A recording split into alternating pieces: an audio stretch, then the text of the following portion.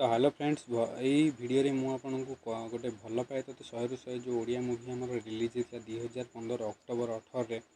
तार गोटे quick review देवी आर फुल रिव्यू वाला वीडियो करी जो मुझे पूरा फिल्म स्टोरी रिव्यू माने रिवील करी तो से चैनल को सब्सक्राइब कर रखु कारण यहाँ मुझे तार पूरा स्टोरी रिवील करी 10 मिनट केते गोटे वीडियो करी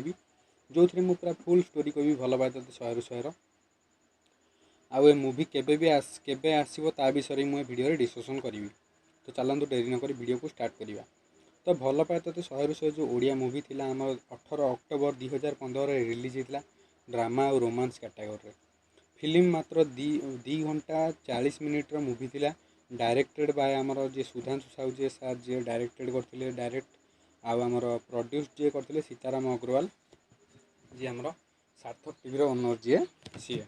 तापर यही मूवीटा गोटे रिमेक मूवी माने ये मूवीटा गोटे मूवी ठू नहीं कि रिमेक कराई जार ना हूँ कृष्णा गोटे कन्नाडा मूवी 2007 रिलीज होता जदि आपको सही मूवी भी देखार अच्छी ता विषय मुझे वीडियो करदेवी जदि आप कमेंट मत कहे यही आम लीड क्यारेक्टर रोच बाबूसान महांती आमर सांग क्यारेक्टर जी रोच हरिहर महापात्र आउ जी दी जन हिरोइन अच्छा मूवी जनक ना हूँ सुरमयी महापात्र आउ जड़े जानते शीतल। तो मूवी रे रोमांस बहुत भरी पड़ी अच्छी पूरा आउ रहा आमर फाइट सीन एत ना गोटे दुटा कि 3टा जगह फाइट सीन अच्छी आ कमेडी पूरा अच्छी आप हरि आ बाबूसान को कमेडी देखिए पूरा हसी हसी माने गड़ीजे आउ रोमांस तो देखले आप पूरा मन भरीज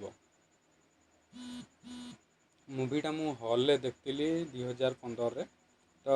मूवी भी एबे रिलीज कहुचे आम जो सेप्टेम्बर सिद्धार्थ टीवी लॉन्च हो जो सार्थक गोटे नुआ चैनल लॉन्च हो सिद्धार्थ टीवी ता देहरे प्रीमियर करा कहुची मूवी को तो देखा जाऊ कौन कौन नहीं तो मूवीर मु फुल स्टोरी पूरा आपको रिवील करी नेक्स्ट गोटे वीडियो करी बड़ वीडियो गोटे एटा तो क्विक रिव्यू वाला गोटे वीडियो थिला फिल्म रे आमर मु फिल्म को 5 आउट ऑफ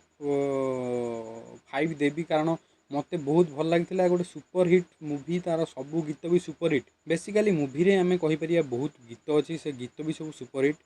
तो बाबूसान सबुठू जदि भल लगे भितर कौ फिल्म थिला तो मत लगी भल पाए तो 100 तो निहाती मुझे फुल वाला जो स्टोरी वाला वीडियो करी आपको पूरा रिवील करदेवी जे एक्चुअली स्टोरी रे कौन अच्छी कौन नहीं